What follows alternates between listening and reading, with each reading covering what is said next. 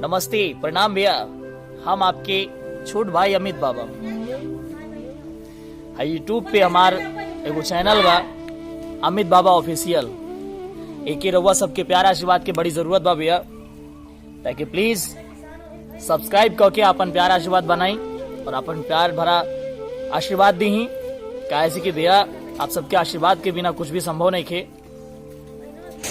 एगो छोट जिला जमार में एगो गांव से रिलेटेड, गांव में रहे वाला लड़का जौन कुछ भी बा सब आप सबके प्यार आशीर्वाद से बा।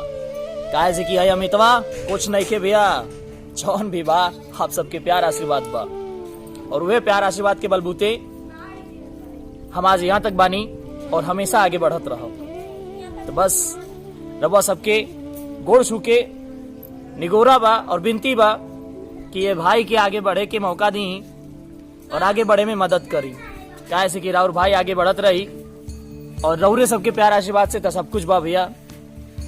काहे कि कहल जाला, एगो कहावत हम बचपन में सुनले रही, हमार दादाजी सुनात रहला कि बेटा एगो लकड़ी के तार केहू तोड़ दे सकेला, बाकी जब वह एक एक लकड़ी 4 गो मिल के एगो गट्ठर बन जाला तो केहू नहीं के तोड़ सकत। और हमार गुरु जिनके हम आज तक सिर्फ वीडियो, मोबाइल, टेलीविजन में देखले बानी, कबो मिलली ना,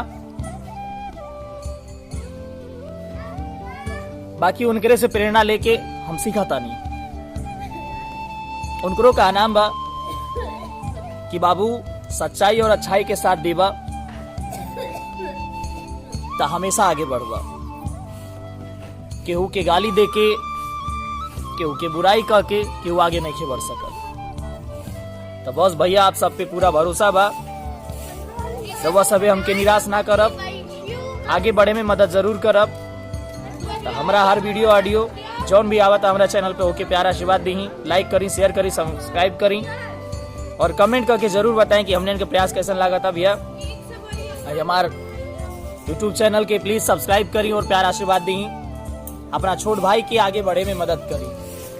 नमस्ते, प्रणाम। एक बेरा फिर से आप सबके गोड़ छुके गोड़ लगाता नहीं भैया, प्रणाम।